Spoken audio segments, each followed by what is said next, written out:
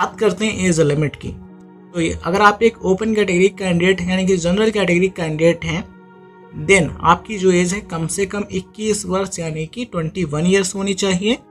और आपकी जो अपर एज लिमिट है यानी कि जो मैक्सिमम एज लिमिट है वो है 32 वर्ष यानी 32 ईयर्स। तो अगर आप एक जनरल या फिर जनरल EWS कैटेगरी कैंडिडेट हैं तो आपके लिए एज लिमिट है 21 से 32 वर्ष यानी 21 टू 32 ईयर्स। कितने अटैम्प्ट मिलते हैं, मतलब कि कितनी बार एग्जाम दे सकते हैं? तो जनरल या फिर जनरल EWS कैटेगरी के जो कैंडिडेट हैं वो 6 बार एग्जाम दे सकते हैं।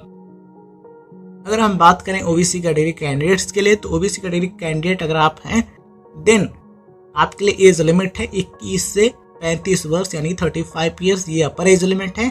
कम से कम आपकी जो एज है जब आप एग्जाम देने जा रहे हो तो 21 वर्ष होनी चाहिए, इस चीज़ का ध्यान रखें। तो एज लिमिट है 21 से 35 वर्ष। OBC कैटेगरी के जो कैंडिडेट हैं वो एग्जाम 9 बार दे सकते हैं यानी कि इनके लिए नंबर ऑफ अटेम्प्ट्स होते हैं 9।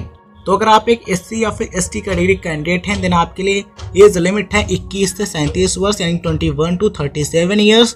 एंड आपके लिए नंबर ऑफ अटेम्प्ट्स की बात करें तो अनलिमिटेड, मतलब कि आप जितनी बार चाहें उतनी बार एग्जाम दे सकते हैं। बस आपको अपनी जो अपर एज लिमिट है उसका ध्यान रखना है।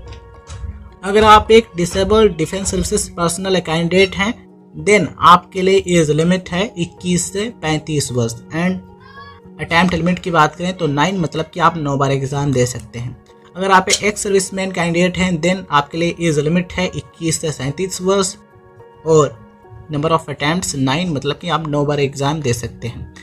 अगर आप पर्सन विद बेंचमार्क डिसेबिलिटी वाले कैंडिडेट हैं EWS कैटेगरी के देन आपके लिए एज लिमिट है 21 से 42 वर्ष यानी कि 42 ईयर्स।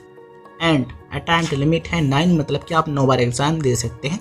तो ये हमने आपको बताया कि एज लिमिट क्या होती है एंड कितनी बार एग्जाम दे सकते हैं, मतलब कि नंबर ऑफ अटैम्प्ट्स क्या होते हैं। तो UPSC का एग्जाम कौन दे सकता है? तो UPSC का वे सभी कैंडिडेट एग्जाम दे सकते हैं जिन्होंने ग्रेजुएशन यानी कि बैचलर डिग्री कंप्लीट कर रखी है या फिर वे ग्रेजुएशन के फाइनल ईयर के स्टूडेंट हैं, मतलब कि अपीयरिंग स्टूडेंट हैं।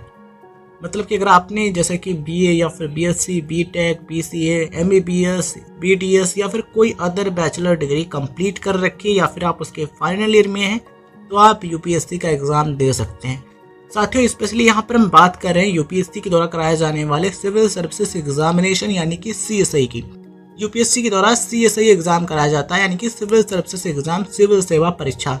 तो उस परीक्षा को देने के लिए क्वालिफिकेशन है बैचलर डिग्री। साथियों, यहाँ पर आपको ध्यान रखना जरूरी है कि अगर आप UPSC के द्वारा कराए जाने वाले इंडियन फॉरेस्ट सर्विस एग्जाम को देना चाहते हैं यानी कि भारतीय वन सेवा जो परीक्षा होती है जिसको UPSC कंडक्ट कराता है, अगर आप वो एग्जाम देना चाहते हैं तो उसके लिए जरूरी है कि आपने एग्रीकल्चर की फील्ड में ग्रेजुएशन किया हो या फिर एग्रीकल्चर से संबंधित जो सब्जेक्ट हैं उसमें आपने ग्रेजुएशन किया हो, तभी आप इस एग्ज़ाम को दे सकते हैं।